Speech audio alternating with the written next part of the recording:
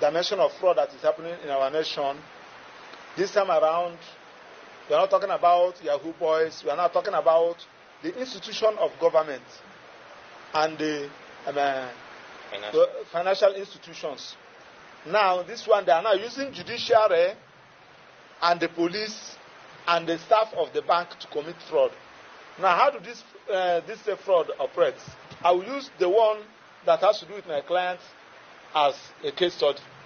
If you have money in your account, and probably somebody paid money into your account, probably the person purchased property from you, you people did everything, he paid you, the person can go back to police, telling police that he mistakenly paid the money into your account. And police will now negotiate with them, negotiate with the bank, look for a particular court, in quote, magistrate court, and get court order to collect that money back. My client, Mr. Godwin Emmanuel, operates a corporate account with Access Bank. So all of a sudden, he discovered that he cannot have access to his account anymore. He contacted his account officer. His account officer said, they placed PND in your account. So he asked what happened. He said, police placed PND. There is another placing PND. He said, what actually happened? He said, I don't know. All his effort to know what actually transpired proves abortive. He decided to consult us, myself as a lawyer. I wrote to the bank, no response. So I decided to file action against the bank through originating processes, asking court to order the bank to lift that PND on his account. So lo and behold, upon serving the Access Bank now in reply filed their counter, saying that they placed that order based on police the court order issued by a magistrate court in Maraba to the police to place PND in that account. So when I saw the counter affidavit with the purported court order, I draw attention of my client.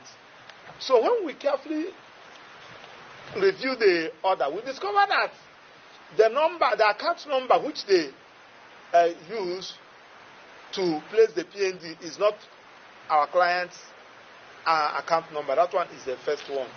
So, and we also discover that they went to Maraba Magistrate Court to obtain that order via ex parte, through ex parte. And we know that when you have motion ex parte, you should get your motion on notice ready, so that when court granted it interim, you will now serve the other party to put them on notice, so that for you to hear the motion on notice.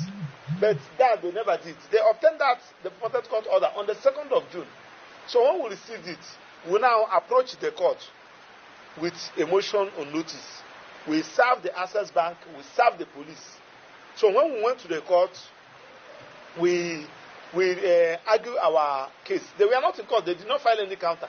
So after looking at our affidavits and our written submission, court and discovered that our affidavit was not challenged in any way, court set aside that order. And they ordered Access Bank to allow our client to have access to his account. That was on the 2nd day of November. Now, on the following day, when the order was ready, that was on the 3rd, we mobilized the core bailiff to go and serve Access Bank and serve the police. After serving Access Bank refused to comply with that order. So all our effort proves abortive, to an extent that I have to put a call to the lawyer representing them. So the lawyer said that I should send the order to him, which I did. He said that he has advised them. So we are looking for a way to commence contempt proceedings against the manager of Access Bank. So reaching on the 6th, our client now told me that they have lifted the PND and moved out 20 million naira from his account. So I said, what happened? I now contacted their lawyer again. Then I said, am I sure? I said, yes. Even my client has even shown me the transaction. He said, when there was a 20 million naira removed, I said it was removed on that day. That particular day, they lifted the PNG. So now we now discovered that these are syndicates. So when we served them that court order on the 3rd of November, the bank now started notify the police that so that the police should go and get another court order. So we learned that they moved around magistrate, all the courts. Nobody agreed to give them. They now went to Masaka Magistrate Court and bargained with the magistrate. And the magistrate now gave them the order. They did not disclose to the magistrate that there is a substantive suit. And the magistrate did not ask them, go and put these people on notice. The magistrate now gave them the order that they should remove that 20 million naira from our client's account. Now, upon receiving the order, Access Bank, being a party in the crime, complied immediately with the order. Because that order was got on the 6th of November. And they complied with it immediately on that 6th. So they pulled out the 20 million naira. Now what we are now hearing, though we have not confirmed, that is where the investigative journalism will now come in. Because we have written a letter to ICPC, to EFCC, to CBN, to Attorney General Federation, to CJ Nasarawa State, to Chief Registrar Nasarawa State, to Director of Magistrates Nasarawa. We are written to all and sundry, asking them to investigate this matter. That 20 million naira that left, to which account? Who are the beneficiaries? That is the starting point. Then two, also, why should the lawyer to Access Bank now has also, when we raise the issue to the court, that the account they used to place PND in our client's account is was the wrong account number. It's not our client's account. The lawyer now filed a counter saying that it was a mistake. They deposit in affidavit that it was a mistake. That one is the talk of another day. But what we are now saying is that we need to bring it to attention before things get wrong. Because now my client is a victim. One other Livy is also a victim. That one, I think his own is, they said they collected 70 million naira. The other one, Anazodo, or the other one, that one, his own is 120 million naira. So now another person just called me from Otako, is a trader in Otako. His own, same thing, his own is also going on now. So this is what they are doing in the bank now, using police. Now we have also, what information we got is that when a police officer was confronted, he said that IG sent him. That is acting, that SP Bologi, that IG sent him.